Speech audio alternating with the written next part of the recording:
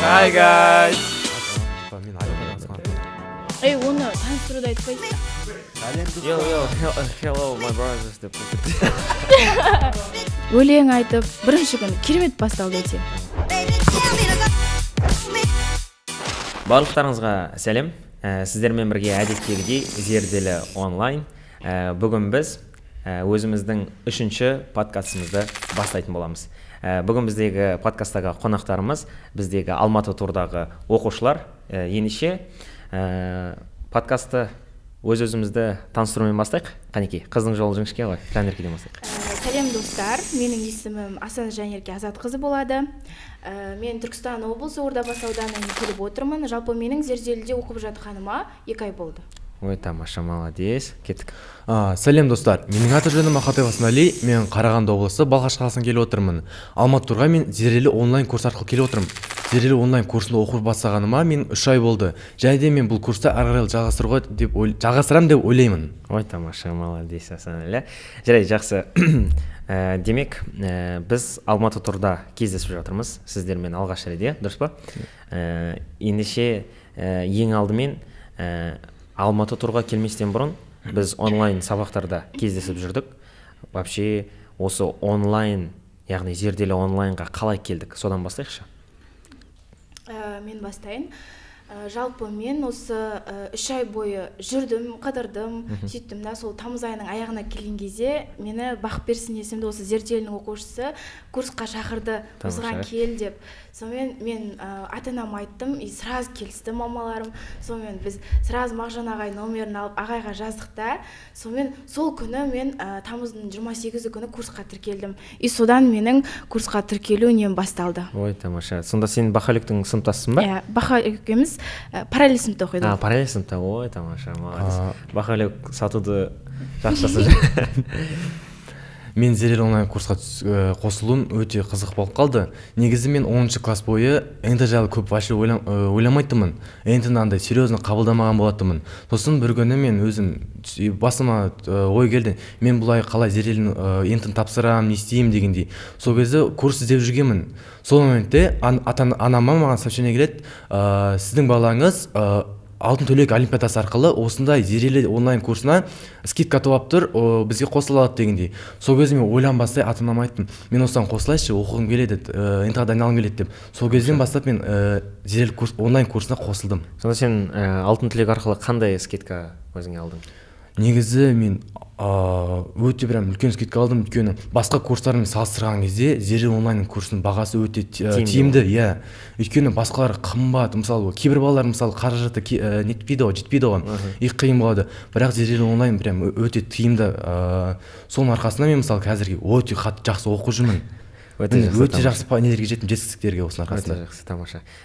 Бұл зерделі онлайнның мақсаты да сол ғой. Мысалы біз полный Қазақстанды қарастырамыз ғой. Сол кезде мысалы ауыл балалары болады, интернет нашар жерлерде тұратын, немесе жаңағы кішігірім жағдай нашарлау болатын, соның барлығын қамтуға тырысамыз. Мінекей, өте жақсы, бізде значит скидкалар бар. Если егер қаласаңыздар, келсеңіздер болады деген сияқты. Реклама жасап жүрген. Жақсы. Зерделі онлайнға қалай келгеніміз түсінікті болды. Енді бұл подкасттың негізгі мақсаты қазір Алматы қаласында болып жатырған Алматы тур. Негізгі тақырыбы осы. Енді Алматы турды біз жаздағы шілде айында болған Астана турдан кейін өткізуді жөн көрдік. Себебі мысалы бізде 2 үлкен қала бар ғой Қазақстанда. Астана және Алматы. Ойладық. Астананың университеттерін көрсеттік оқушыларға. Енді неге Алматыдағы университеттерді көрсетпеске деген секілді. Енді осы Алматы турға қалай келдік? Жалпы Алматы турға мен осы бір аптаға дейін, осы Алматы турға қалғанға бір аптаға дейін мен келмеймін деп жүрген тұғым. Сонымен соңғы бір аптада уже мен неше түрлі история салады, қызық кетем, сөйтіп жаңағы алдыңғы подкасттарды көрем да, прям оқиғаларды көріп барғым келеді. Сонымен үйдегі мамам келісіп тұр, папам онша мен енді қыз болған екен басқа жаққа жібергісі келмеді. Сонымен түсіндіріп айттым бір апта қалған кезде. Сонымен келісті папам. Сонымен біз 29 күні келдім. Негізі 30 күні жиналатын тұғымыз, бірақ мен 29 күні келіп қойдым да. Бірақ бірден бияққа келмедім.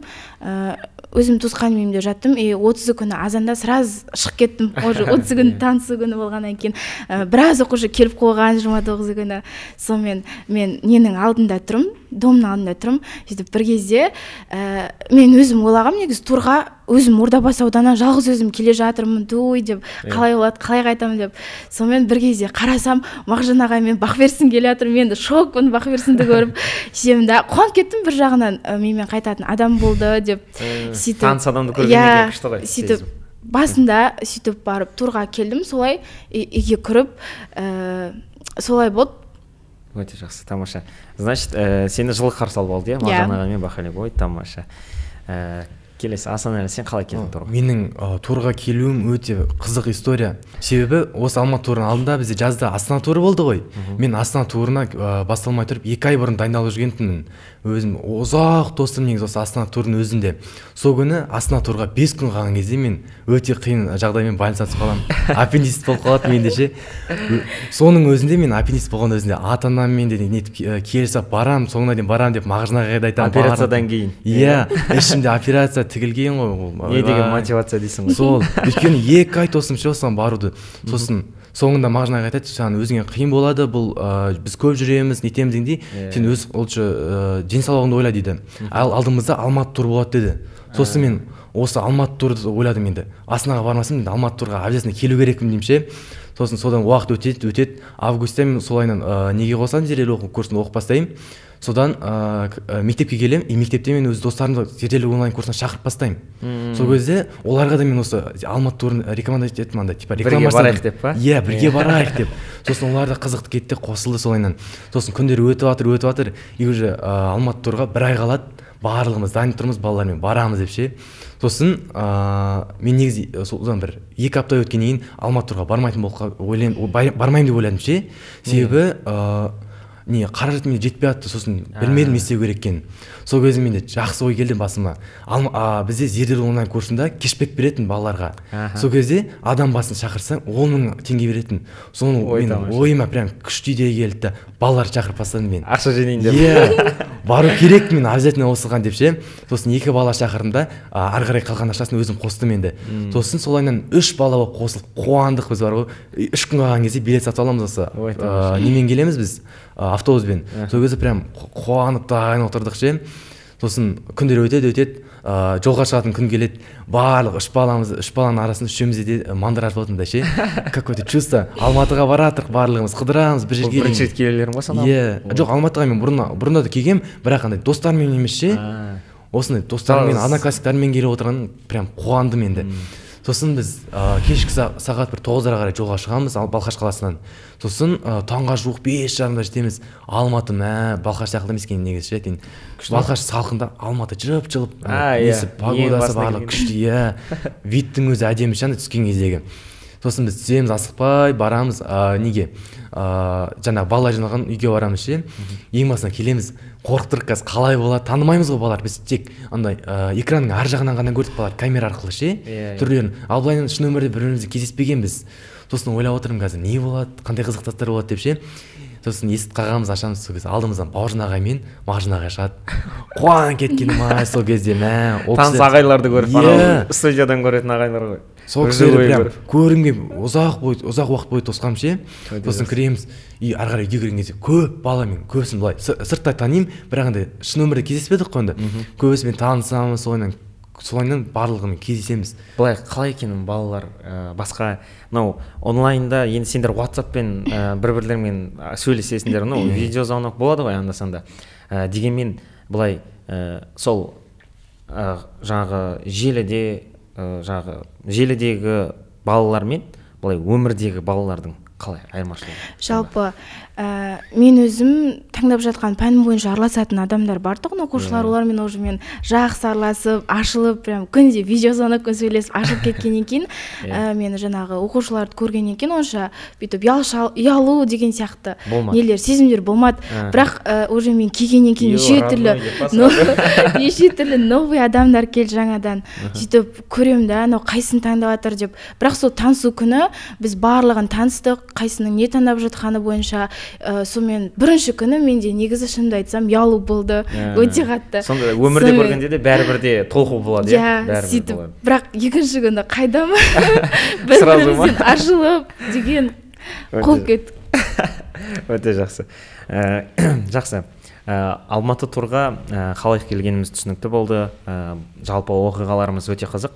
Енді Алматы турдың өзінде қандай қызықтар болды? Бірінші күні, екінші күні, немесе келесі күндері деген секілді. Өздерің осы Алматы турда болған қызықты сәттермен бөліссеңдер болады. Қандай пайдалы нәрселер алдыңдар? Любойын айта берсеңіздер болады. Қанекей. Мен бастап кетсем, біз ең бірінші алғашқы күні Алматы турға келдік. Балалармен тек танысу ғана болды, өйткені көбіміз бірімізді танымаймыз, тек сырттай танымаған.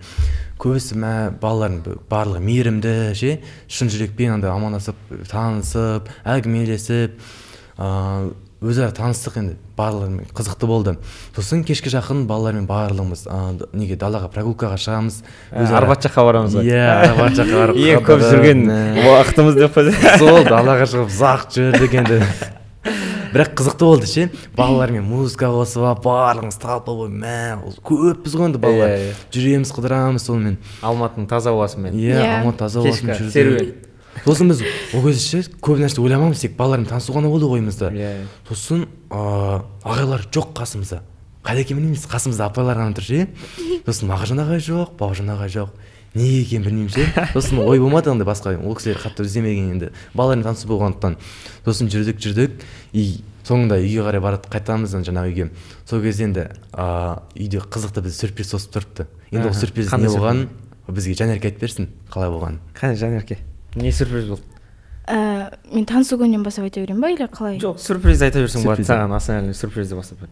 Анау кешке болған оқиғаны айтайын деп. Иә. Біз үйге шаршап келдік, сонымен үйге келсек, тұрдық енді үйге кіріп бір кезде ағай кіргізбей тұр бізді. Сөйтіп арамызда бір-ақ қыз жоқ, сөйтіп барып қайда кетті, не істеп жатыр ойлаймыз ғой.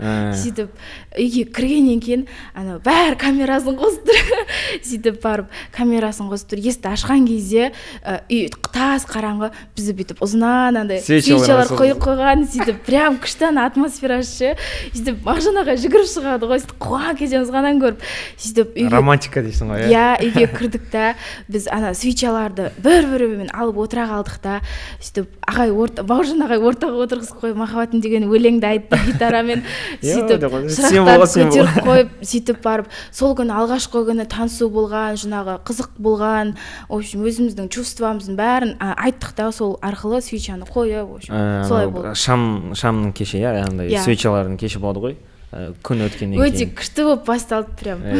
Андай далада жүріп енді аяғымыз ауырып келіп қиналып отқаннан кейін ағайдың істеген сюрпризін көріп вообще бәрі ұмытылып кетті ма?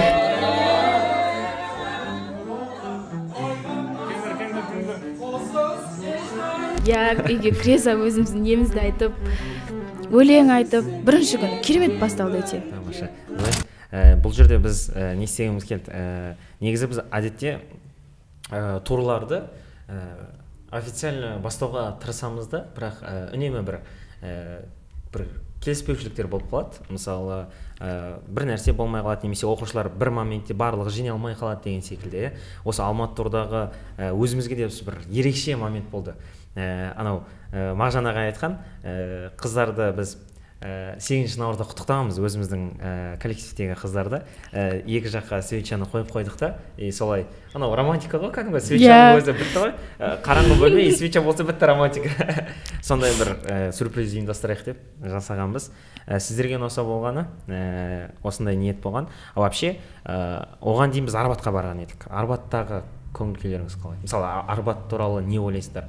Негізі бар ғой, мысалы, Алматы дегенде көп адам мысалы андай Арбат туралы ойлайды ғой. Мысалы Ақтау десе, ол Каспий.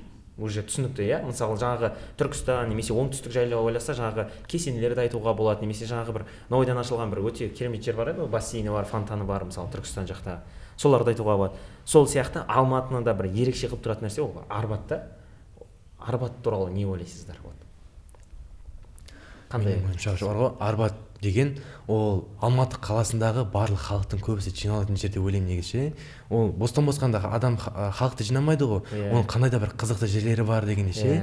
Мысалға ол жерде көбінесе көптеген біз өмірде көрмеген, танымал емес, бірақ өзіне өнері бар әнші балаларды көре аламыз. Мысалға бұлайынан кругом жиналып тұрады, өздері өлең айтып. Кеше біз барғанда бір әдемі әндер айтып тұрды, иә. Тамаша, андай бүкіл халықты бүйтіп өздеріне айналып жинап тұрды.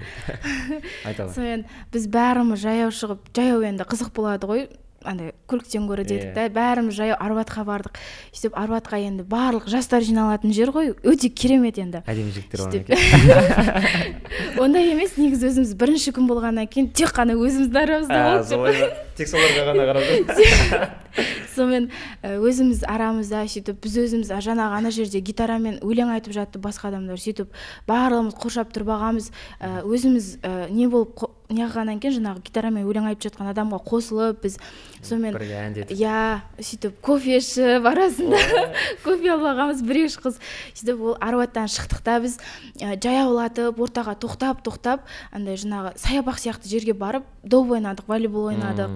Сөйтіп бір кезде мен өзім негізі волейбол ойнамадым, сөйтіп волейболда тұрдым. Бір кезде келіп доп тағы жығылып бетіме. Ана жерде жылап күлерім білмей қаламын ғой. Сөйтіп барып көзінде жас шығып. Ойнамай жатқан кезде доп тиіп. Сөйтіп барып, ой, ол ничего дедім да. Сөйтіп жыламай кеттік ары қарай. Сөйттік та мен өмірімде негізі Алматының метросы дейді ғой. Мен оған вообще мүмкін көрмеген тұғым. Сөйтіп қайтарда ағайлар, давай соған мінейік деді. Сонымен оның ішінде сет ұстамайды, бәріміз наличка ақша іздеп. Сонымен бір кезде бауыржан аға мен төлеймін барлығын деді. Сонымен бәріміз немен түсіп, жаңағы неге бардық метроға. Сөйтіп метро көрмегенбіз, ана келген сайын қуанып, сөйтіп барлығымыз видеоға түсіп. Тренд түсіреді, арайлымның тренді болмай қалды. Иә. Неше рет, 2-3 рет попробовать еткенбіз сөйтіп. Ана өткен кезде не бар ғой? Метро өткен кезде шаш алдырады, бір жаққа қарайды. Оны түсіре алған жоқпыз ақыры. Сөйтіп сол метроға алғаш мінген кезім болатын тұғын. Сонымен метроға мініп үйге жеттік, ары қарай түсіп. Қызық, иә, анау негізі метро дегенде обычный электропойыз сияқты бір нәрсе ғой. Токпен жүретін пойыз ғой негізі. Бірақ бір ерекше бір андай не. Еш жерде жоқ қой басқа Қазақстанның, иә, сондықтан бір қызық нәрсе болып көрінеді екен, иә. Жақсы, бірінші күн таныстық күні осылай болған екен. Келесі енді прям официальный күндерге өтейік. Не істедік сол күндер? Келесі күннен бастап. Аббаси бар. Біздің келесі күнімізше ең басынан таң атудан басталды. Енді барлығымыз таңнан тұрамыз, ұйқымыз қанбаған, түнімен ойнап. Иә, түнімен ойнап, біріміздің танысу кеш болды ғой. Сосын ұйқымыз қанбаған, таңға шіреміз, барлығымыз түсінбей отырық. Уақыт болып қалады. Ағалар айтады қазір, біз осындай университеттерге барамыз, осындай жерлерге барамыз ше. Сосын барлығымыз дайындаламыз және шығамыз ше. Үйден шығып, дайындалып барлығымыз зерделі деген керемет ана тасовка киіп аламыз. О, тамаша, осы туралы как раз айтайын деп отырмын. Біз оқушыларға мынандай керемет ходи сыйлағанбыз. Ходи деп атаймын бұны? Ходи. Сондай бір нәрсе ғой. Алдында зерделі онлайн. Біз оның алдыңғы Астана турда, Астананың үстінде отыр, зерделі онлайн мектебі деген не берген едік, футболка, иә? Тамаша, уже оқушыларда комплект қой. Екі оқушылар уже комплект жасауды өздеріне, тамаша. Мен алмай қалдым, астында тұрға деп. Жарайды, мен өзім күн берем деген. Сонысындай әдемі біз барлығымыз бір мерчпен шығамыз, барлық зерделі деп ше. Жолда кім көреді біз, о, мынау зерделі онлайн деген ше. Төстеп жазып отты ғой деп. Чо за зерделі деп. Сосын біз барлығымыз жолға шығамыз. Ең біздің алғашқы бекетіміз ол бізде Әл-Фараби университеті, Казну болады. Әл-Фараби өзі үлкен бұрыннан келе жатқан қазақ ұлттық университеті ғой енді. Ішінде кіреміз, барлық әдемі, сұлу, прям керемет енді айтамадым. Астында оның Қазақстан бойынша ең үлкен библиотека болады. Отырар сияқты дейсің ғой. Иә, отырар сияқты. Кітаптардың санын айтамадым. 3 миллион асады. 3 миллион? Ой, барлығын оқыпты деген білмеймін енді. Бірақ ана жерде менің ойымша кітаптардың арасында барлық адамға деген керек ақпарат болды. Себебі кітапхананың үлкендігі сөзбен айтып жеткізген невозможно. Мүмкін емес, көру керек, фотоларын көрсету керек деп қойса. Иә. Мүмкіндік болса осы жерге фотоларын шығарып қоямыз. Және де сол күні біз Казонды қарап жүрген кезде далада жаңбыр жауып бастайды. Ауа райы керемет, барлығы жаңбырдың астында билеп, қуанып жүр. Сәтбаев, мен айтайын деп қояды. Сол біз Казондыдан шығып, неге бардық? Жалпы ол Қазақстандағы ең алғашқы ашылған университет қой. Әл-Фараби ма? Иә, содан шықтық та біз Сәтбаевқа бардық, Қазақ ұлттық атындағы техникалық университет. Сонымен оған бардық, сөйтіп біз сол Казондыдан шыққан кезде жаңбыр қиып кетеді ғой. Сөйтіп осы Худи көмектесті ма сол жаңбырда? Худи сапалы болып тұр ғой, Мағжанға рахмет. Сөйтіп оқушылар бойынша мен ақ зонтик алып шыққам, сөйтіп бәріміз. Ой, сен бірдеңе білген болыпсың ғой. Айтпайды. Сонымен бәрі худи киіп алған, сөйтіп Сәтбаевқа кірдік, ішін танысып шықтық енді, бірақ енді жаңа деп айтуға келмейді, ескілі университет екен. Сонымен ол Сәтбаев үшін ескерту деп не ойлатып қойыңдар деп. Бірақ демалатын орындары өте керемет екен, өте көп. Ұйықтайтын жері көп дейді. Отыратын кресло деген өте көп екен. Сонымен содан шыққан кезде барлығымыз зонтик іздейміз. Мен машина ішіне кіріп зонтик іздесем жоқ қой, өзім таппаймын. Біреулер алып кеткен. Қара қызым басқа біреуі жоқ зонтигімді. Сонымен бәрі худиларын үстіне шешіп алып көтеріп жүгірді ары қарай. Сонымен ар жағындағы біз жаңағы несіне бардық? Кітапханасы дейді ғой андай. Сәтбаевтың ба? Иә. Музей ғой. Иә, то есть музей, иә. Сонымен үлкен ағай түсіндірген. Иә, сөйтіп сонымен түстік та өте тып-тыныш, прям андай қайтсам болады, комфорт деген сияқты. Сөйтіп лифтімен түстік, біз сонымен ішіне кірдік, жаңағы техникалық университет болғаннан кейін біз баяғы телефондар жайлы, баяғы радио жайлы, телевизорлар жайлы барлығын көрдік. Бәріміз андай жаңа ескі телефон көрмегенбіз ғой. Дым көрмейді. Барлығы ұстап көріп отыр ғой, суретке түсіріп, қазіргі телефонмен салыстырып прям сөйтіп суретке түсіріп. iPhone 3 па? iPhone 3 болды. Өмірімізде бірінші рет iPhone 3. Максимум iPhone 5-тен бастап туылғанбыз ғой біз. Біреу біздің үйде осындай бар деп қояды. Сонымен солай болды. Музейіне кірдік, ескі заттарды көрдік. Жалпы ол андай жаңағы журналистика, техникалық жағынан түсем деген оқушыларға өте керемет университет екен. Ал былай, енді осы екі университетті салыстырмалы түрде былай алып қарайық, иә? Бір мына универді көріп түскім келді деп айта алатындай болды ма? Осы қалай ойлайсыңдар? Мен айтайын. Мен жалпы осы 4 күнде универ аралаған кезде маған ЭЗО қатты ұнады. Себебі оның ішінде мен өзім таңдап отқан мұғалімдік таңдап жатырмын, екі шет тілін таңдап жатырмын. Ода екі шет тілі еще. Иә. Сонымен оға ЭЗО-ға түссең, жаңағы бірінші курс біткеннен кейін екінші курстың бірінші семестрінен бастап IELTS тапсырып шетелге оқуға болады екен. Енді бір семестр ақ екен ұзақтығы, бірақ қайттан келіп IELTS-ның жаңағы срогы дейді ғой, сол жетіп жатса қайттан барып оқуға болады екен. Толық ақпарат алып алып дейсің ғой, короче, иә? Сонымен қатты қуанып кеттім. Ішіндегі нелерді көрсең, жаңағы жаңадан соғылған не сияқты прям күшті сақталған дейді ғой. Сонымен іші өте керемет. Общагасына кірсек, мынау отель сияқты қылып салған, тұрғың келеді деп. Кейбір общагаларға барсаң андай ғой, балдар мен қыздарды қосылып қалған, ал олай емес, балдарды көлік, қыздарды көлік. Прям ішіне кіргенде андай қонақ үйлер болады ғой, адам қарсы алып алады алдынан. Сондай сияқты деген общагасы өте қатты ұнады. Барлығы ұнады, короче. Иә. ЭЗО-ға түсем деп шештің, иә? Вообще, мысалы ойлашы, осы Алматы турға келместен бұрын сен ЭЗО-ға түсем деп ойладың ба? Жоқ. Жоқ, иә? Значит, сен көзбен көргеннен кейін түсем деп ойладың, иә? Мен қайда түсем деп ойланып келген тұғым, бірақ ЭЗО-ды көріп, прям ойым кетті. Болды, иә? Болды, осыдан басқа универ керек емес деп. Өте тамаша.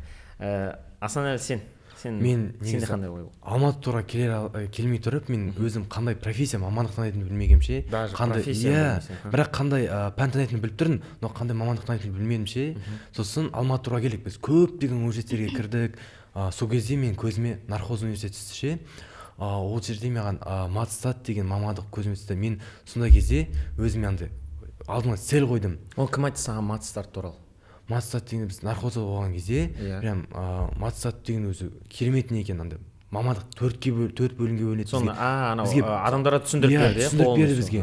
Мен бұндай түсіндірді, бұның алдында есімедім да, и сол кісілердің түсіндіргеннен көптеген ақпарат, мәлімет алдым да. өзінің алдыма сондай не қойып алдым. Және де бұл тек жалғыз ғана фактор емес, оның қасында біз басқа да встречалар болды, андай бизнесмен деген кісілермен өздерінің. Мысалы кім қандай бизнесменмен кездестіңіз? Біз мысалы осы жақында Дулат ағаймен кездестік. Ол кісі, Дулат Астеки. Ол кісі өзі қаржы жағынан жақсы кісі, андай оқыған кісі екен, өзінің бөлек андай жұмыс орнынан андай қалай айтсам болады, бизнес кәсібі бар. Сол кісінің сол тікелей әсер етті ма саған? Маған тікелей әсер етті. Себебі ол кісі не дейді ол кісі? Адам ешқашанда андай берілмеу керек. Сәтсіздік болғанымен де алдымызда бізде білмейміз ғой не болатынын. Сен қандай да бір затқа жетесің. Мысалға ол кісі бізге бір бұрыннан келе жатқан шамды ойлап тапқан кісімен бізге пример келтірді.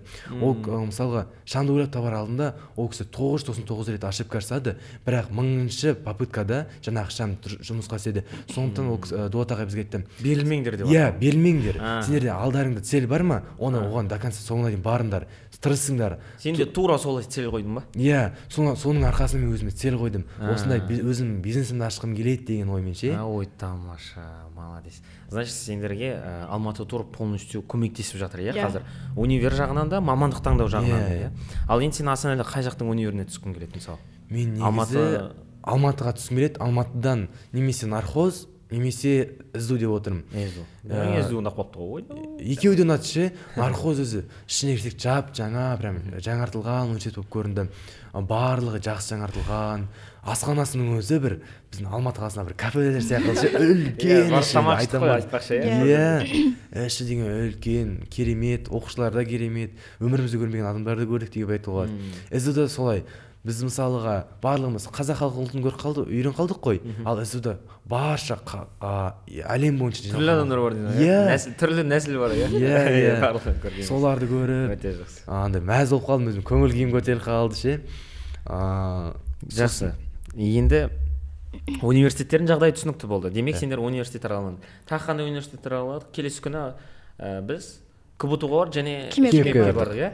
Онда былай жасайық, қазір университет туралы жалпы бір айтып кетейік, иә. Сол КБТУ мен Кимэп туралы, қысқаша айтсаңдар да болады, толық айтамын десеңдер де болады. Қызықты оқиғалар болса, ал содан кейін біз анау университеттен кейінгі вайбтарды айтайықшы. Жақсы. Осылай қызық болады. Біз бірінші күні жаңағы Казиномен Сәтпаевқа барып шыққаннан соң жаңағы антикафеге бардық. Сөйтіп антикафеге бардық та кіре сап 4 сағат қалғанбыз ғой. Біз кіре сап жан-жаққа шашырап кеттік. Ішінде теннис ойнайтын жер бар, андай PlayStation, караоке. Бәрі бар дейсің. Иә. Кіре сап жан-жаққа шашырап кеттік. Сен не істедің оның ішінде айтшы? Мен ішіне кіріп караокеге Мағжан ағай, Айдын, мен жаңағы Арайлым төртеуміз кіріп қудық қой прям. Айдынды Мағжан ағай неше түрлі өнерін көрдік деші. Барлығымыз кіріп алып микрофонмен өлең айтамыз ғой жаңағы. Сөйтіп отырып бір кезде Айдынға өлең айтайық деді. Мен негізі Айдынды андай кіргеннен ұялды ма бізден жаңа оқушы деп. Сөйтіп Айдынды біз андай тұйық оқушы деп ойлағанбыз. Анан өлең айтқан бізден де өткізеді екен деп. Ай Айдын ай. Өлең айтқан көріп жаттық қой, прям жема деген. Сөйтіп караокеден күшті болып шықтық. Сөйтіп ар жақта ағайлар өздері ойнап жатыр екен. Сіз барсыз, басқа оқушылар бар, қалғандар PlayStation ойнап жатыр. Сонымен солай болды, сөйттік та. Иә, біз жаңағы универде ойлап жүріп, бізде келесі күні Айдананың туған күні тұғын. Сонымен Айдананың туған күні тұғында біз не қылдық, жаңағы ақылдастық группа ашып, сөйтіп осындай болсын, үйтейік, бүйтейік деп. Сөйтіп бір кезде жаңағы бір мен жалғастыра берсем әрі қарай. Қазір айтайын, антикафеден бітуіне бір сағат қалған кезде оқушылар кетіп қалды. Асанәлі бар, жаңағы Саяжан бар, Ағай бар. Главный рөлдегі. Секретный агенттер. Асанәлі айтып берсін. болған белгісіз. Ең басында жаңағы Жанеркетке келгенде біз барлығын ойластырамыз. Айданың туған күні екенін ешкім ең басында білмеді. Сол кезде Саяжан деген оқушы бізге айтады, бүгін Айдананың туған күні түнде дейді. Сосын Айдана нешеге толып отыр өзі? 16-ға толып отыр. Кішкентай өзі. Сосын план жасап тұрғанбыз ғой, барлығымыз жиналып тұрғанбыз. Сол кезде мен бір моментте айтам, Айданың туған күніне мынандай бірдеңе істейік деген кезде үстімізге жанымызға қарасақ Айдана тұр. Не істерімізді білмейміз. Есі қалды ма? Есі қалған жоқ емес. Сосын тұрдық та басқа затпен алда кеттік Айдананы. Сосын Айдана түсінбей қалды өзі не болған. Одан кейін ары қарай жаңағы антикафеден кейін біз 1 сағат қалған кезде 4 адам жоқ болып кеттік. Міне Мағжан ағай, Сұлуша апай, мен, 4-5 екенбіз даже. Саяжан и Олмекен деген оқушы. осы бесеуміз жоқпыз, біз арнайы ертерек кетіп қалып дайындала берейік дедік. Жаңағы кімнің Айдананың туған күніне деген керекті заттар жасау үшін продукты деген заттар бар ғой енді. Соған дайындалдық, барлығын алып, нетіп. Жаңағы неде антикафеде көп оқушы қалды, біз ешкім кетпей кеттік, өзіміз бесеуміз бөлініп кеттік, ешкім білмейді біз қайда кеткенімізді. Кейбір ағайлар мен апайлар қалды. Сосын сол жерде біз екіге бөлініп кеттік. Мен қасымда екі оқушы, жаңағы Ұлмеке мен Сайжан деген оқушы, біз қыздардың үйіне кеттік. Ол жерде біз жаңа Айдананың туған түнде келуге керек заттар дайындадық, тамағы деген нелері. Ал Сұлушаш апай мен Мағжан ағай главный үйге кетті. Ол кісілер андай балаларға білдіріп қоймау үшін, түр бермеу үшін андай неге кетті? Үйге тамақ пісіріп, жай тамақ ішкенде ше. Үйге барып тамақ істеймін, жай етемін, ужин керек сендерге деген. Айдананың туған күнін біз ұмыт кеткендей түр білдіретіндей істедік ше, Айдана ренжіп қалсын дегендей мағынада істедік, андай білмеу керек болды ше біз жасап жатқанымызды. Сосын ағайлардың ойынан да бір керемет ой келеді, андай сценарий жасау ше. Ол сценарийні енді сіздерге Жанерке айтып берсін қалай болғанын. Бұл Асан әлі білмей қалды ғой, тамақ істеп жүріп. Сонымен қыздардың жататын жері бөлек, балдардың. Асан тамақ пісірді дейсің ба? Асан сен қандай тамақ пісірдің? Мен жаңағы Айдананың туған күні болғандықтан бір керемет тамақ пісіргім келді. Филеден бір стейк жасап өзім бөлек. Ойбай, стейк де ма? Оның қасына гарнирі мен подливасын барлығын дайындап. Тамаша. Керемет, біз сағат 6-дан 12-ге дейін прям дайындалдық, тоқтамай. Қасында екі қыз, мен тоқтамай тамақ барлығын пісіріп үлгермей атсақты. Молодец. Анау подъездегі анау сорпа төгілген сол тамақтың сорпасы ма? Қыздардың жігіттердің квартирасына бір жол тұр, бір қызыл бірдеңесі тамақ атқан. Не екен түсініксіз бүйтіп сөйтіп бір қыз айтады, ой мынау деген жаңа тамақты күліп қалған ғой дейді. Ой, ол жаңағы турда бала саны өте көп қой, енді 30 шақты адам бала мен мұғалімдер оқыған кезде. Сосын енді бізге барлығына тамақ жасау керек болды мен ағам. Сосын үлкеннен қазан барлығына тамақ толтырып пісірдік енді сиғанша. Оны көтер келе жатыр, қаншама бала тасадық енді тамақты. Сонымен біз антикафе біткеннен кейін қайтайық деп үйге шықтық. Сөйттік та енді қыздардың жататын жері бөлек, балдардікі бөлек. Бұлар қыздар жақта дайындалып жатыр, сөйтіп Айдананы оған кіргізбейік деп балдарға кетіп қаламыз ғой бәріміз. Сонымен кіреміз де Айдана андай ренжіп жүр ғой, неге Саяжандар бөлініп жүр, келмей ма бізге, мен сол үшін келдім ғой деп. Сонымен біз анаға түр бермейміз ғой. Ой, Айдана вообще басқа нәрсе ойлап жүрді. Ауырып жатыр, Айдана қоя берші, біз бармыз ғой деп жүр. Сөйтіп бір кезде сценарий құрамыз, давай Оразбаймен Айдын төбелес қасын ойнап атып, 12-ге жақындағанда ол. Сонымен ағайлар бастады, короче. Мағжан ағай бастады. Сөйтіп барып биттік, сөйтіп отқан кезде бір кезде, негізі ол жерде біз мафия ойнап жатқанбыз, сөйттік та, мафия ойнап жатқан жерден, жоқ жерден Оразбай келеді да, андай Айдынға тиседі, қой десе де қоймайды, ақыр соңы далаға шешкелейік деп Мағжан ағай кетіп қалады ғой. Сөйтіп біз шокпыз, түр бермейміз ғой Айданаға жаңағы. Бәрі андай төбелес болып отқан сияқты ма? Сөйтіп балдар далаға шығып кетті, сөйтіп бізге WhatsApp-тан жазады ғой, 15 минуттан соң жаңағы біз кіріп келеміз, түр бермеңдер дейді ғой.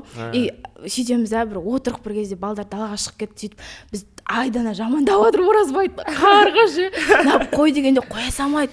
Ана ол вообще туған күн ұмытып кетті деп ойлады, шын айтқанда. Сонымен көңіл-күй болмай отыр. Мүлдем басқа нәрсе ойлап кетті, сондай. Бір кезде 15 минуттан соң, 12-ден 15 минут кеткен кезде Айдын кіріп келеді, жол қонып, Аслан бар қасында, Айдын кетпе дейді ғой. Ол қайтамын деп жүр ғой Айдын ше. Ой, қазір екеу келеді сахнаға.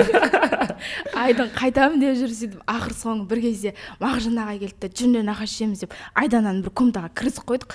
Сөйтіп біз де түсінбей қалдық, неге кіргізді деп. Сөйтіп бір кезде біз бұяққа кіргеннен кейін аяққа торт әкеліп тамақ істеп дайындайды деген ой болған екен. Сонымен бір кезде 12:30-да Айдана енді тура 12-де құттықтап, сезіктен қалмасын деп 12:30-ға ауыстырдық. Сөйтіп 12:30-ға білмей қалсын деп. Ой, бұның бәрі Мағжан ағаймен достар жүрген. Мағжан ағайдың басы деген, ой, респект. 12:30-да Айдана жынданып отыр ғой, неғып қоймайды қой дегенде деп. Ол вообще өзім туған күні өтіп кеткен ғой. Сөйтіп 12:30-да есікті аша сап комнатаға туған күніңе деп сөйттерін бәрін өшіріп тортпен үрлеп кіріп келеміз ғой. Сөйтіп барып Айдана ана жерде шок болып қалды, шын айтқанда. Сонымен Айдананы шығармадық. Асан әлі келді да, жаңағы екі қызбен дастархан дайындап шығармай тұрыңдар деп сонымен тамақ қойды. Сонымен Айдана шықты да, Айдана өте қуанышты болып қалды туған күнінде ше. Иә, сонымен тамақ пісіріп, соған барлығы тамақ жеп, сондай күшті болды. Ой, мама. Барлығы тілек айтып Сендердің Айданаға. ұйымшылдықтарың ағайдың идеясын қолдап тек төбелесе салыңдар дегендерге өтірік жағаласып, актер болған болып тұр ғой, значит, сонда білмей қалатын болса, иә, өте тамаша. Ұйымшылдықтарыңа керемет сөз жоқ. Мен негізі ол моментте болмай қалдым, бірақ дегенмен анау уже әңгіме айтылғаннан кейін сол жерде болған сияқты сезініп алдым да, түрлі андай мелочный моменттер бәрін айтып береді ғой, өте тамаша. Өте жақсы. Сонымен біздің осылай алғашқы екі күніміз аяқталды, иә, өте жақсы. Енді былай жасайық, осы сіздермен подкасттың жарты бөлігін өткіземіз ғой, сондықтан именно сіздердің бөліктеріңізді аяқтау үшін зерделі онлайн туралы өздеріңнің пікірлеріңді айтып жіберсеңдер. Мен айта берейін. Жалпы мен сол осы зерделі онлайнға келгенге дейін курс іздедім, жақсы курс іздедім. Басында ой болған жеке-жеке дайындайтын адам табам деп тауып қойған тұғым. Сонымен бірақ жаңағы акцияларды көріп, жеңілдіктерді көріп қатты қызық кеттім. Оның үстіне ағайлар өте андай оқушылармен араласуы деген өте керемет. Жаңағы Инстаграм көріп, Астана турды ақтарып қызық кетемін. Сонымен Бақберсін айтып ойынша жаңа кірдім курсқа. Сонымен жалпы зерделіні айтатын болсам, өте керемет. Ағайлары да қанша жас болғанмен оқушылармен жаңағы байланысы деген өте керемет. Андай жаңағы басқа курстар болады ғой, онлайн дайындайтын қазіргі таңда. Ол курстар онлайн дайындайды, бірақ көбінде оқушымен қатты связда болмайды, қарым-қатынаста болмайды. Оның үстіне бұндай Алматы тур, Астана тур деген сияқты оқушыларды мамандық таңдауға, грантқа түсуге, жаңағы универлерге түсуге дайындауға деген ешқандай не қылмайды. Біздің жалпы зерделі онлайн курсы онлайн оқытса да, жаңағы офлайнды да қалдырмайды. Қайтсам болады, офлайн егем біріктіріп жүріп жатыр дейсің. Офлайн оқып жүргендей боласың кәдімгідей. Өте керемет курс. Зерделі онлайнды бір сөзбен сипатташы. Бір сөзбен өте керемет. Просто perfect десе. Иә. Зерделі ол perfect. Мінсіз өте. Мінсіз ба? Өте жақсы. Асана, сен өз сөзіңді айта сал. Мен зерделіні қысқаша айтқанда, зерделіні бөлек әлем. Мысалға айтқанда, мен о жаңағы зерделіні алмай тұрып, басқа да курстар іздедімше, өзім жаңа айтып кеткендей. Сол кезде маған басқа курстар ұнамадандай қызық болды ше. Жаңа Жанеркетке келгендей, басқа курстарда балалармен кері байланыс жоқ. Сосын балаларымды өздерімен тұйық басқа курстарда. Сосын зерделі курсқа мен кірдім. Мен кірген бетте менің басқа оқушылар қайтсам болады. Сразу өзіне тартып алдым деген бір группаларға мажнайын магниттер ғой. Иә, мен танысып, нештелі приколдар айтып, мен керемет мені қошалдың қайтсам болады. Қарсы алды. Сосын жаңағы мені қарсы алды, одан сабақтарға бастадым мен оқып. Сабақтар прям басқа нелерден қарағанда керемет. Өйткені ағалар әр оқушыға бөлек уақыт бөледі. Мысалы, мына оқушыда подход жасайды. Иә, мына оқушыда қандай да бір проблема болса, сол оқушыға бөлек андай. Жаза ма? Иә, бөлек әрқайсысы жазады ше. Кімде қандай қиындық бар, сол бойынша көмек береді. Кішігірім психологтар ғой. Иә, егер де түсінбей жатсаңдар, мен сендерге көмектесейін дегенде ағайлар өзінің қол ұшын көмегін созады. Сосын тағы да айта кетерім, біздің негізі сабақ уақыты тек бір расписание бойынша ғана ғой. Ал ағалар жаңағы расписаниеден бөлек, мысалға балалар бір тақырып түсінбесе, бөлек сабақ өткізеді. Иә, бөлек сабақ өткізеді. Қайта ол кісілер өздерінің не так уақыты бос емес қой. Өйткені зерделі онлайн курсы басқа да балалар, бізден де басқа балалар бар ғой. Біз енді қайдан алып жүрген балалар ғанамыз. Ал зерделі онлайн 5-ші класстан 11-ші классқа дейін балаларға сабақ береді. 3-ші класстан. Иә. Ол кісілердің уақыты болмаса да біздің барлығымызға уақытын бөледі. Тағы да бір айтарым. Яғни ағайлардың қарым-қатынасы сіздерге көбірек ұнайды, ерекше, сонда. Өте жақсы, тамаша. Зерделі онлайн жаңағы офлайн түрде бар да, ол 21 несі бар андай, бөлімшесі андай. Зерделі ақыл ой дамыту орталығы ғой. Алматының өзінде 2 бөлімі бар екен. Біз осы жақында зерделінің сол бір бөліміне барып көрдік. Бізге андай таныстырып, бізге мотивация бере білді. Сол жерде кісілердің өзі бір ерекше. Общий десей, зерделі, любой жерде зерделі деп қосмая бір-бір тартып жеп несе бүйтіп. Зерделі тартап всегда мотивация береді балаға. Бір сөзбен қысқаша айтқанда, жері бір ғажайып әлем баланы тартатын. Ой, тамаша, молодец. Жарайды, ендеше бүгінгі подкаст үшін сіздерге көптен көп рахмет. Әлі талай кездесеміз, әлі талай осындай керемет подкасттар түсіреміз деген ойдамын. Рахмет көп. Сау болыңыздар. Hi guys. Бүгін сіздермен мен және де менің досым Бабахан Айдын және мың болсын Аслан. Бүгін біз сіздерге Алматы турда болған бақытты кездерімізбен Шытырманға толы қызықты сәттер туралы айтып беретін боламыз. Жалпы бұл Алматы тур негізі Айдын екеумізге арналып жасалған. Айдын неге екенін айтып берсеңіз. Жалпы бізде Аслан екеуміз зерделі таныспыз. Және де біздің ортақ затымыз ол тек таңдау пәндер емес. Біздің бизнеске деген қатар көзқарасымыз бен техникалық мамандықтарға деген қызығушылығымыз тіптен бірдей. Ой, тамаша. Ал жалпы осы Алматы турда бизнес спикерлер бар. Және де технологиялық университеттер жетерлік. Сол үшін сендерге арналған ба? Иә. Ой, Бұл тамаша. тұр бізге. Негізі осы подкастқа Айдын екеуміз шақырсаңыздар 1,5 сағат айтып бере береді. Өте жақсы. Ендеше біз өзіміздің подкастымызды жалғастырамыз. Көріп тұрғандарыңыздай, бізде қазір сахнада мың болсын Аслан және Бабахан Айдын. Жігіттердің өздерінің сценарийі бар екен, сондықтан сол жігіттердің сценарийімен бастадық. Және жігіттердің сценарийімен жалғастырамыз. Жалпы универлерге өз қысқасы айтылып кетті ғой. Енді біз Көктөбеге барғанымыз айтайық. Негізінен біз Көктөбе бірінші күні бару керек болғанбыз. Бірақ Алматының ауа райы құбылмалы екен. Бірден құбылмалы ауа райды құртады көңіл күйді. Күтіп алды. Әдемі күтіп алды Алматы. Сразу ма? Келесі жылады.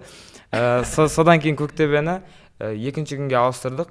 Көктөбеге барғанымызды айтып кете салайық. Одан кейін нархозға баруымыз қызықпен басталды. Иә, нархозға бару. Шынымен де сол күн бір шытырманға толы күн болды. Қандай шытырман болды? Оның алдында біз Айданнан туған сол түні Айданнан туған тойладық қой. Ертесіне нархозға бару керек. Ағай уақытты айтады. Барлығымыз бір-бірімізге сенеміз. Осы уақытта тұрамыз, ертерек шығу керек дейміз. Бірақ бәріміз ұйықтап қаламыз. Ешкім оянбайды. Бәрі сақ кетеміз. Бәрі ойнап нәрсеге. Бәрі шаршаған. Сөйтіп нархоз университетіне барамыз. Нархоз университеті жалпы 1962 жылы ма қаланған екен. Бірақ біледі ғой, біледі. Бәрі білеміз. Айдын екеуміз оның барлығын зерттеп барамыз. Және де бардық. Бұлай жақсы университет, жаңа университет, ескі деп айта алмайсың. Жалпы Айдын екеумізге керек бизнес школа бар екен ол жақта. Ең қызығы сол жер болды. Ой, сендер бизнесмен болайын түсіндер ма? Ой, паталық. Керемет. Алматы миллиард бастап мида төңкері идея. Қазір сәл күте тұрсаңыз ол туралы толық айтып береміз. Иә. Сонымен нархоздан обед іштік. Асханалар жақсы екен. Бірақ СДУ-дағыдай емес. СДУ-ға жетпейді. СДУ осы жерін қиып сақ қойға болады. Иә. СДУ үшін ба? СДУ-ды белгілеп. Біз СДУ-ды мақтай береміз. Біз тек бүгін СДУ-ды мақтай береміз.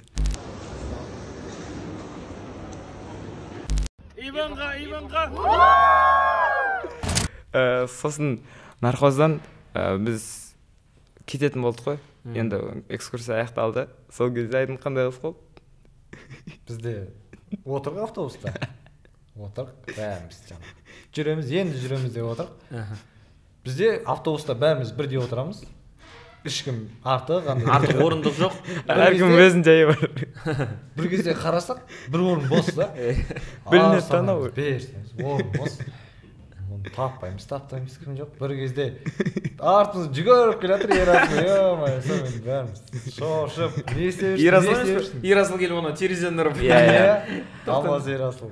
Ол кезде біз асығыс болдық. Өйткені өте керемет жерге барамыз.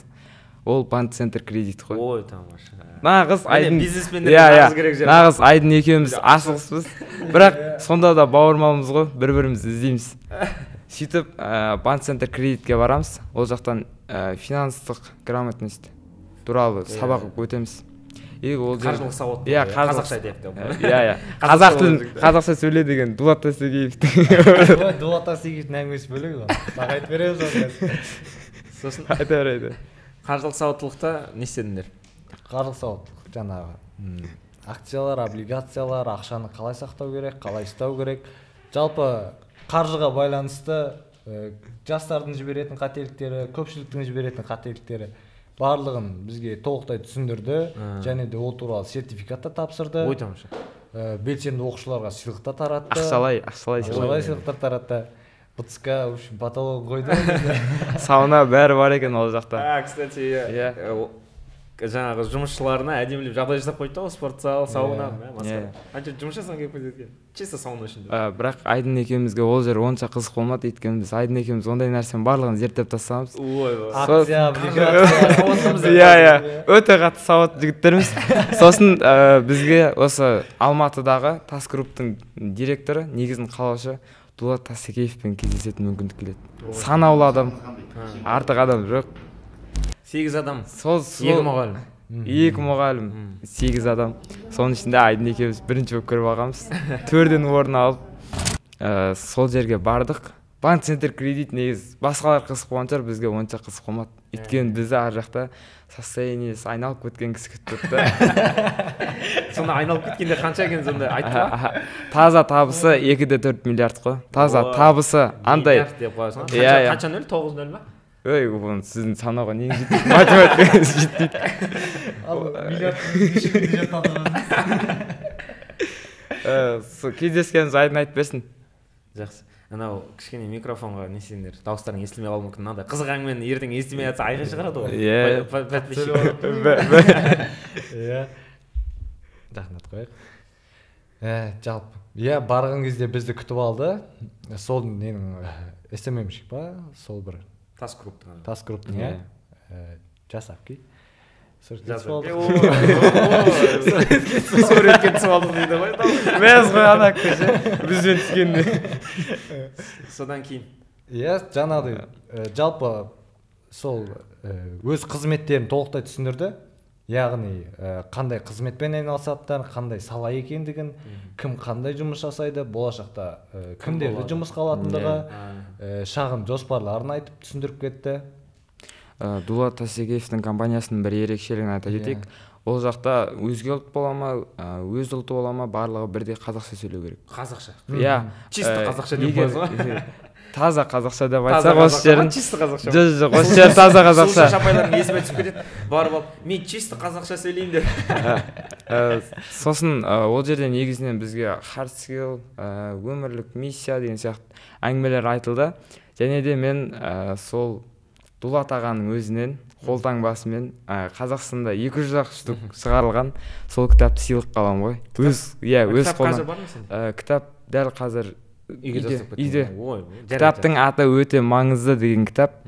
Ол жерде бизнесмен алдағы 10 жылда не істеу керек туралы толықтай жазылған.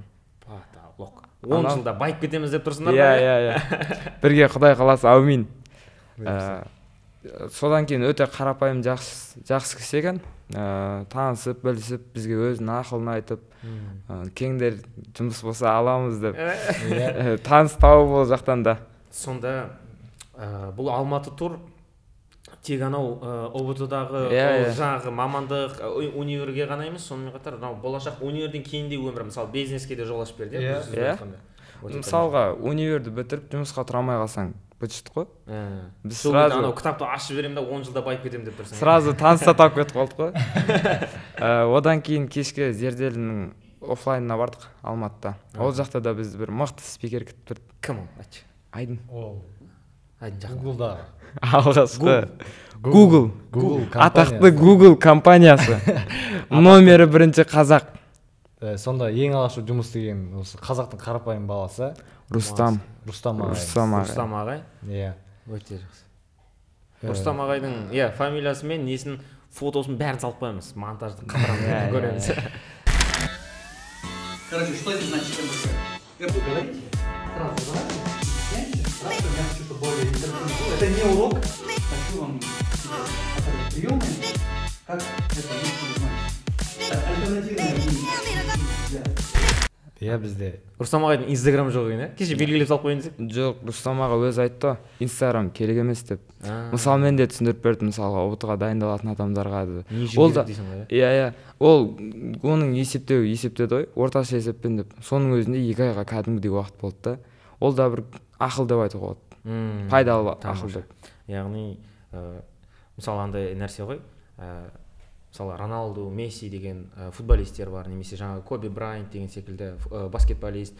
Жалпы кумир ретінде санайтын адамдарың бір ақыл айтса, бір солардың айтқаны бір заң сияқты болып көрініп кетеді ғой. Сол сияқты сендерде бір андай сондай ощущение алған сияқтысыңдар да.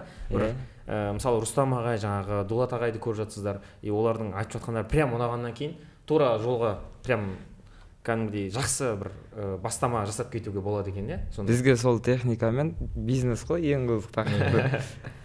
Жай кетеміз. Бізде осы бір күнде 2 кездесу болды. Екеуінде біз тек білім ғана алмай, өз мінезімізді де түзей алдық та ше. Мінез яғни. Онда екеуінен де байқаған ең бірінші көрінген нәрсе қарапайымдылық та. Андай адам менсінбеу деген жоқ. Жаңағы анау миллиардтап ақша тауып жатқан адам ғой. Қаржы айтылған кезде бір ойлайсың, бір үлкен кісі. Ешкім танымай кетіп бүйтпей. Не қалай әңгіме сөйлесеміз, кәдімгі қорқыныш болды. Бірақ бардық. Кабинетіне кіргізіп, келіндер, балалар көрсін, балалар өссін. Шай ішіп отырып әңгіме айтатын адам. Қазақтың жастары деп, қазақтың болашағы деп жүрген ағаларымыздың бірі екен. Ой, тамаша. Ал енді Рустам ағайға келетін болсақ, ол жаңа біз неде отырық, Зерделдің осы Алматыдағы филиалында бір кабинетте бәріміз отырмыз.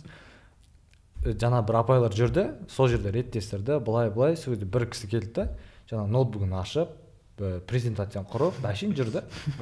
Біз ер адаммен кездесетін сияқты едік қой деп па? Жоқ, ер адам ғой, жоқ, ер адам келді қайтты. Былай қарадық, біз әңгіме айтып отыра бердік, шулап, класста отырдық, шулап. Бір кезде жаңағы ағайымыз келіп, Мағжан ағай келіп таныстырған кезде барып бір-ақ білдік қой. Сонда ана кісінің қарапайымдылығы қаншама жерде Гуглдағы алғашқы қазақ деп біз маңдайымызға шығарғанмен де сондай бір қарапайымдылықты көрсетіп тұр да ше. Сонда сендер қастарында жүргенде почти байқамайсыңдар, иә? Прохожий адам сияқты болып кетті. Сояқта істейтін біреу ма деп жүріп қой. Айтпақшы, бір нәрсе айтып кетейін. Мен 2-ші және 3-ші күні 2 күн қатарынан сыйлық алдым ғой. Біріншісі Кимептің футболкасы, екіншісі сол Дулат ағаның өзінің авторлық кітабы. Сен соның бәрін алып келуің керек еді ғой осы жерге. Аттың. Сен ерекше отырсың, неғып ақ неге болады? Бұл арнайы маған арнап тігілген. Байқасаңыздар, мына жақта да барлығында қара. Менде полностью комплексы бар ғой. Футболкасы бар, видеотрикосы бар, оны ұмытып кеттім. Нәскиі бәрі бар деп қойса. Өте тамаша. Одан кейін сол жаттық айдын екеуміз үйге барып, не істеріміз білмей, бизнес болашақты ойлап. Ақсақал бар андай бизнесмен шалдар болады андай байып кеткен деп өйтеді, сондай өздері түзетеді. Ақсақал демекші, казнуда біз профессормен кездестік қой. Сол жақта 5 жыл оқып 48 жыл жұмыс істеген. Ой, 48 жыл. Казгудың өзінің 90 жылдық тарихы болса, соның 48 жыл тарихы өз көзімен көрген. 53%, тағы 5 жыл оқыған. Ол кісінің аты естеріңізде бар ма? Фамилиясы, есімі? Әкесінің аты Болат, қателеспесем. Болатұлы, е? Болатов деп тұрды, мен көрдім. Бірақ түрін көрсем точно танимын. Демек, өте жақсы. Ол кісі де сіздерге көп ақылын айтты, иә? Сендер кәдімгідей біраз адаммен кездесіп қойсыңдар ғой? Айдын екеуміз жүрген жүрсіңдер ғой. Сосын біз кітапханаларға барған жақсы көреміз. Казнудың кітапханасында 3 миллионға жоқ кітап бар екен. Ол да бір адам таң қалдырды. Сосын біз кешке емес, түнде барлығын ұйықтатып тастап, мен, Айдын бауырым бар, Мағжан ағайымыз бар, Арайлым бар, төртеуміз есеп шығарып, әңгіме айтып, сондай андай әңгімелер айтамыз ғой, ірі ше. Қандай ірі әңгімелерді айтамыз, айтшы. Богатый мужчина. Оны кез келген адам түсінбейді. Өзіміздің сол 4 адам бар. Солар болып айтамыз. Өте жақсы. Тамаша. Одан кейін бүгінгі күнде Айдын екеуміз ерекше айтатын, мақтай беретін университетіміз. СДУ университеті. Ой, тамаша. Осы күнге де жеттік ау. Сүлеймен Демирел университет туралы не айтасыңдар? 1996 жылы 17 желтоқсанда. Ой, бәрібір Асланға салсаң тарихын полный етіп тастауға дайын. Тарихын айтпастан бұрынғы жаңа Аслан біраз оқушылар ше осы көбісі Алматыға келіп көрмеген екен да ше. Ал мен жаңа бұрын көрген едім да. Алматы. Ал бұлар сенбейді ғой. Алматының университеттері андай десем сенбейді ғой. Бірақ бұл бұл бір Алматының ешқандай универіне кіріп көрмеген ғой. Бірақ мақтай бере ма? Тек сыртына түсіп кете берген ғой. Осы зерделді оқып, Алматы турға кеп, соның арқасында ішіне кіріп көріп отыр. Бірақ бізге мақтайды әйтеуір. Ол да бір не ғой, иә? Алматыда жүріп алып сыртын көріп кетті, иә? Ішіне кіре алған жоқ. Мен сумка алып жүремін ғой постоянно, ішіне су салып, блокнот салып. Айдын айтады, сумкаңды берші дейді. Неге десем, мен бұрын 2 жыл бұрын осы жерге суретке. Сол қайталауым керек дейді. Сыртына түседі. Ішіне су деген жоқ. Иә. Айдын сол туралы қысқаша айтып берсең. Не болды, не дейсің? Бұл қалай болғанда ғой? Сценарийде жоқ еді ғой. Так, жақсы. Жігіттер, СДУ туралы бір өздеріңнің жаңағы нелеріңді айтып жіберіңдер. Жалпы СДУдан не ұнады, ішінде не көрдіңдер, қайда бардыңдар деген секілді. Енді Қаскелең ол Алматыдан 30 километр арғашықтықта жатқан жер. Сондықтан 30 километрді жай жүрмегендеріңді көрсетіңдерші, қанекей. Айдын екеуміз СДУды барып арладық. Айдын екеуміз емес. Айтса 28 адам болып аралады. Жоқ Айдын ғана ғой мен қасында жүреді. Менікімен бірдей мышлениясы бар жалғыз адам осы ғой. Айдын екеуміз бірге жүреміз ғой, СДУды аралап, екі этажын аралаймыз. Сөйтіп, болды Асеке, осы жерге түсеміз дейміз ғой екеуміз. Нақты. Сразу жер іздеп кетеміз ана жерде. Аренда деп па? Өзіміздің бизнес планымыз бар. Иә, бизнес план сызып. Барлығы как болады. Енді СДУ-дың ішінде ішін араладыңдар, иә? Главный корпусқа бардық, асханасын көрдіңдер, және общагасын көрдік, иә? Общагасы бар, иә. Барлық жерін көріп көрдік қой. Содан кейін бөлек залы бар екен, да? Дұрыс па? Тренировка жасайтын, өте жақсы. Демек, СДУ-да сіздерді тартып алған нәрсе не? Бір басқа университеттерден көріп бір, міне, мынау мені тартып алды деген сияқты да осы. СДУ-ға нақты түсем деп айтқызды деген сияқты. Бізде Асеке екеумізде алдыңғы универлерде жүрген кезде менде бос уақытта не істеймін деген сұрақ болатын бізде. Иә. Бос уақытта немен айналысамыз дейтінбіз. Мысалға уақыт ең қымбат ресурс та бизнесмендер үшін. Оны кез келген адам түсіне бермейді. Айдын екеуміз түсінеміз. И ойланамыз ғой, не істейміз бос уақыт. Мысалға обедке дейін сабақ қарамыз, обедтен кейін не істейміз. Басқа университеттерде, иә? Ал сонда СДУ ондай сұраққа жауапты берді ма? Иә. Қандай? СДУ-да 37 не бар екен. Не? Қалай айтсақ болады? Арнайы, типа үйірмелер. Иә. 37 үйірме. 37 үйірме. Әртүрлі бағытта. Оның ішінде бізді қызықтырғаны ол тауға. Жоқ. Ондай бизнес туралы кез келген жерде айтыла бермейді. Тауға экскурсия жасау. Өте тамаша. Алматыда сондай бар ма екен? Иә, Алматының табиғатын аралап, таза ауада. Сосын осы Алматы турда жалпы кейбір универлерден көре алмай қаласың, кейбір нәрселер. Басқа өзің барсаң, мысалы, көрсетпейді. Алматы турға келген ең бір плюсы сол универдегі барлық жеріне кіріп шықты ғой. Общага, асхана. Не бар, бәрін көріп шықтық дейсіңдер ғой. Мысалға біз КБТУ-ға барған кезде химия дейтін жер бар. Сондай арнайы Норвегиядан алдырған аппарат. Кәдімгідей оқушыларына үйретеді. Негізі оны кез келген адамға ұстауға болмайды екен. Не ол сонда? Мысалға ол кеменің былайша айтқанда 3D форматы ғой. Ол кемеге мысалға жаттығу ретінде да. Сонда жаңағы Ақтауда оқып, теңізде жүрудің маңыздылығы жоқ. Ар жақта жаңағы не? Алдарыңда камера тұрады, 3D рисунок тұрады, 3D жаңағы видео тұрады, сол айдап жүре бересің. Айдап, иә. Жалпы ол нәрсені негіз кез келген адамға бере бермейді екен. Өйткені ол өте қымбат аппарат деді. Бірақ бізге осы Алматы турдың арқасында сол нәрсенің барлығын мүмкіндік берді. Және де біз робототехникасында көріп қайттық. Ана жігітпен сөйлесіп тұрдыңдар ғой. Иә. Сол жерде тағы бір бизнес идея сарт етіп келді миымызға. Айдын айтып бер. Монета бизнесі. Монета? Иә. Монета шығарайынсыңдар ма өздері? Бұйырса. Деген. Кейін ол. Иә. Ол кейін ба? Кейін айтып планда бар деп иә. Өте жақсы. Көтерілеміз. Сол кезде айтып отырамыз ғой, осы подкаст көріп. Иә. Арнайы кәдімгі лабораторияларына бардық. Жағдай полностью жасалған, значит, универлерде өте жақсы. Анау бір көрген кезде бір рахат сезім болады ғой. Мысалы робот құрастыратын адам болсаң, ой мына жер тамаша кіріп кететін жерің екен дейсің ғой.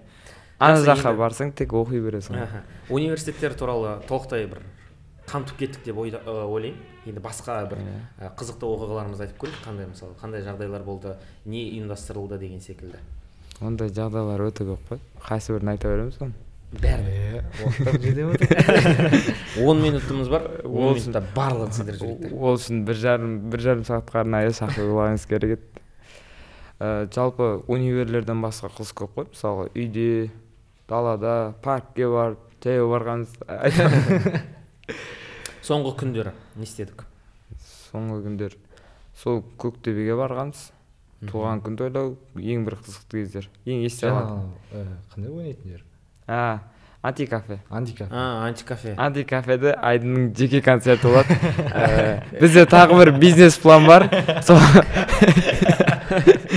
Бәрін бизнес планға жоқ. Дәл қазір мысалға Айдын тыңдайтын примерно 20 шақты адам бар да. Соның каждыйына мысалға бір өлеңіне бір қымыз сұрасақ. Яламен дейді. 20 қымыз болайын деп тұр ма? Сосын 20 қымыз не істейсіңдер жинап алып? Әрқайсысы 1500 теңгеден тұрады. Сатамыз. Өте жақсы. Біздің сол түнімен шай ішетініміз ғой, ең қызығы. Оны бірақ кез келген адам келіп іше бермейді. Бірақ ең бір нәрсені айтайын, өзімнің ішім ашитын нәрсені сабарка әкелем, жоқ болып кетеді. Бір сағатта қаяққа кетіп жатқаны. Шай ішейін деп ниеттен келгенде жоқ. Иә. Мысалға мағжанаға екеуміз отырып, заварка жоқ болып кетеді, иә? Жоқ, мысалға менде мынандай болды да. Астана турға келдік қой Айдын екеуміз. Сөйтіп түннің жарына дейін таңғы 4-5-ге дейін шай іше береміз. И сол кезде андай жақсы әңгімелер айтамыз да, мысалға. Не істеу керек деген сияқты. И қазір сондай әңгіме айтайын десек, шай жоқ болып қала береді. Біз мысалы, иә. Біреу кім әкеліп берген? Тағы айтатын ектеп қойды. Жақсырақ әңгімелер болады еді, су болып тұр дейсіз. Әттең. Тым болмаса қымыз болғанда. Қызып алып айтатын қымызды. Температурамен. Не стоит температура, чекечан деп. Өте жақсы. Енді мынау Алматы турдың бұлай оқушылардың арақатынасына әсерін айтып кетіңдерші, қандай әсер бар? Сендер басқаша бір ойланатын жігіттерсіңдер ғой. Не ойлайсыңдар осы тур? Жалпы мысалға біз осындай турлардың арқасында Айдынмен жақсы танысып кеттік қой. Астана туры арқылы таныстық негізі. Астана турдан басталып келе жатқан достық осы Алматы турмен жалғасып жатыр, иә? Дұрыс па? Былайша айтқанда бизнесті тапқан дос секілді ғой. Дұрыс.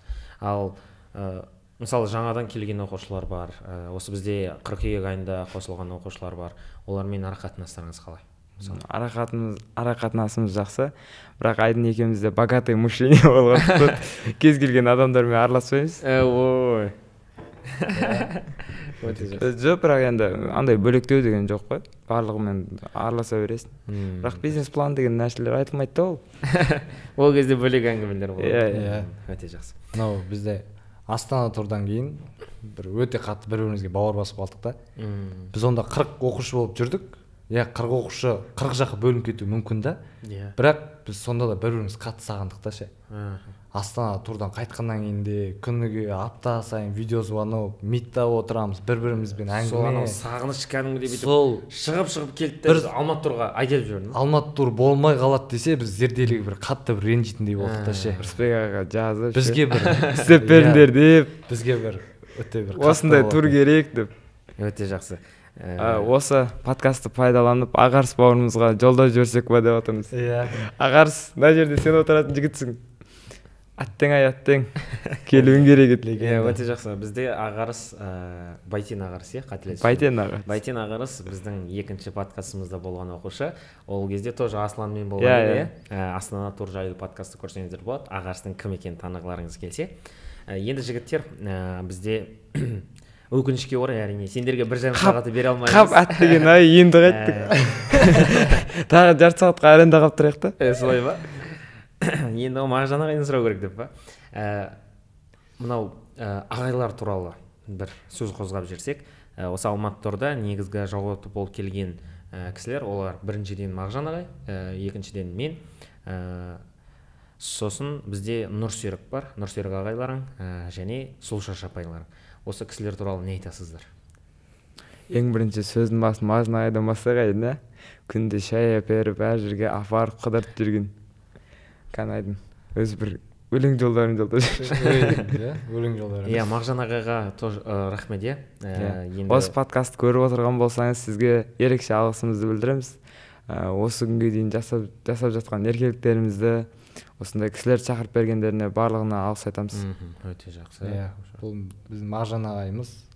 Ұстаз деген сенің екінші анаң, әкең дегеннің бір дәлел. Көрініс ма? Дәлелі. Өте жақсы, тамаша.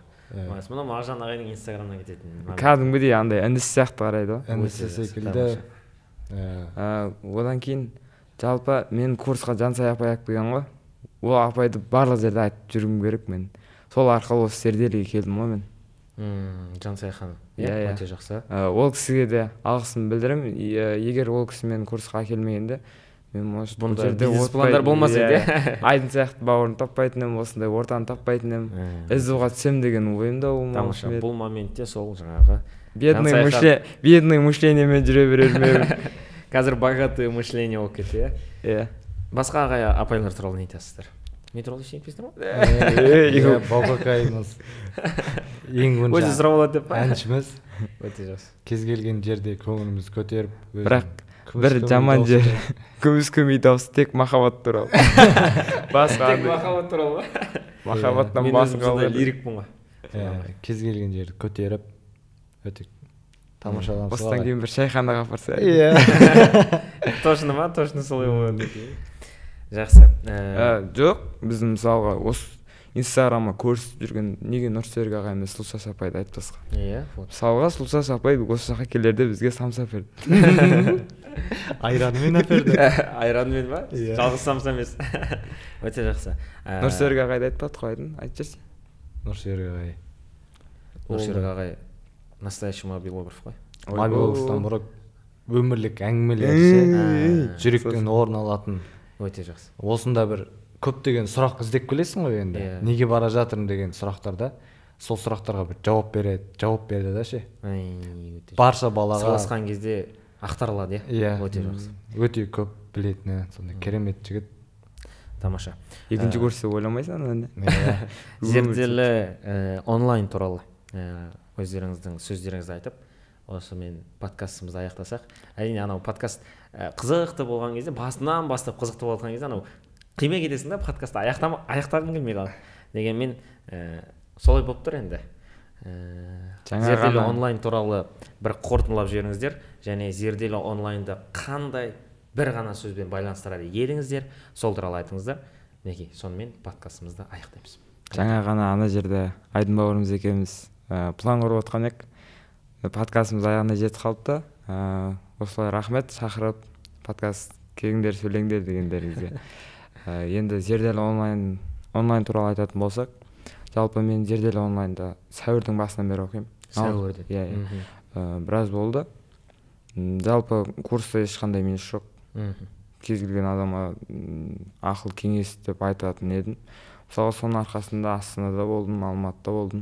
Мысалға енді менде қазір нақты мамандық бар, нақты универ бар. Мысалға көрдім да барлық нәрсені. Өзіме не ұнайды, не ұнамайды. Анау нәрсе болмайды дейсің ғой енді, ожидание, реальность деген нәрсе болмайды. Уже сен барлығын көп қойдың, енді нақты мақсат қоясың да соған барасың. Мысалға Рустам аға біздің 4 жылдай ма мамандық таңдай алмай жүрген.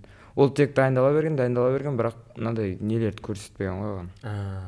Қазір сендер соны көріп біз мысалға сол арқылы 4 жыл емес, даже 10 жылымызды үнемдегенде шығармыз. Бір сағаттың ішінде, кездесуден. Тамаша. Аслан, сен үшін Зерделі бір сөзбен айтқанда не? Зерделі бір сөзбен айтуға қиын енді. Қысқа айтатын нәрсе емес. Үлкен бір отбасы, әкесі бар, анасы бар. Зерделі онлайн бір ғана сөзбен шектелмейді. Зерделі онлайн ол шексіздік. Ой, тамаша. Ондай жылайтын момент болып тұр ғой. Кеттік. Иә. Мен де Зерделі шілде айынан бері біргемін. Осы Зерделі арқылы курсқа дайындалып келемін. Жалпы өз ісіне келетін болсақ, жаңағы ұбт-ға дайындық жағынан, білім беру жағынан ешқандай шүбәсіз, ешқандай кінәрат жоқ, бәрі керемет жүйеленген. Ал енді мынау жалпы өмірлік андай бір қалай десек болады, бізге жалпы бағыт бағдар беру жағынан бір ағалық ақылдарыңызды айтып, бір сондай бір өте ерекшеленетін курстардың бірі.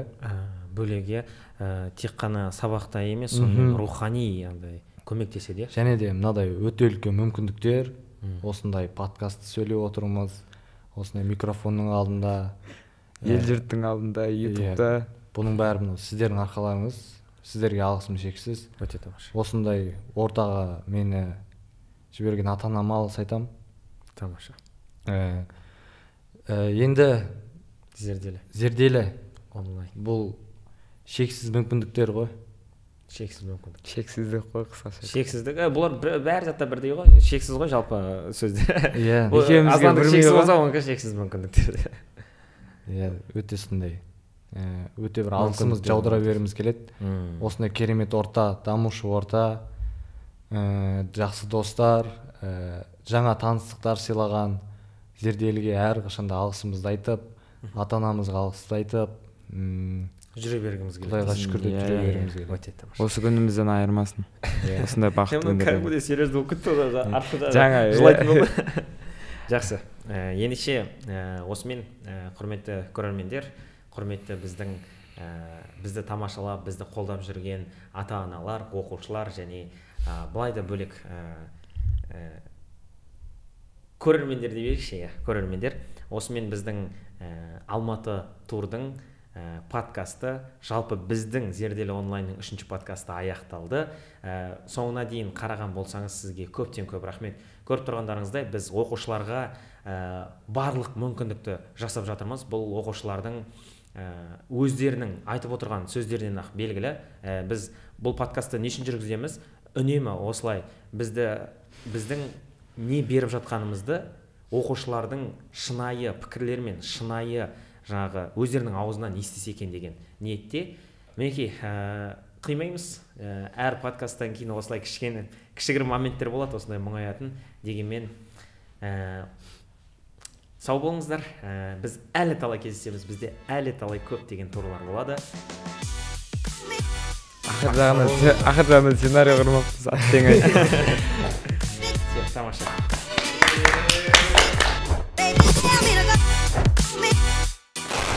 Құрметті көрермендер, подкаст аяқталғаннан кейін сіздерге бір керемет ұсыныс жасағымыз келіп отыр.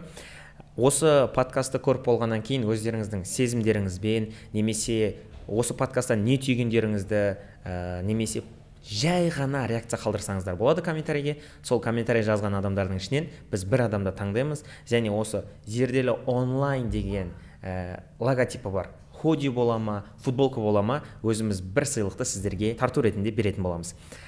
Ол үшін сіздің оқушы болуыңыз немесе ата-ана болуыңыз маңызды емес, кез келген адам болсаңыз да бола береді. Бізбен бірге болыңыздар, бізге реакция қалдырыңыздар, бізді қолдаңыздар. Рахмет.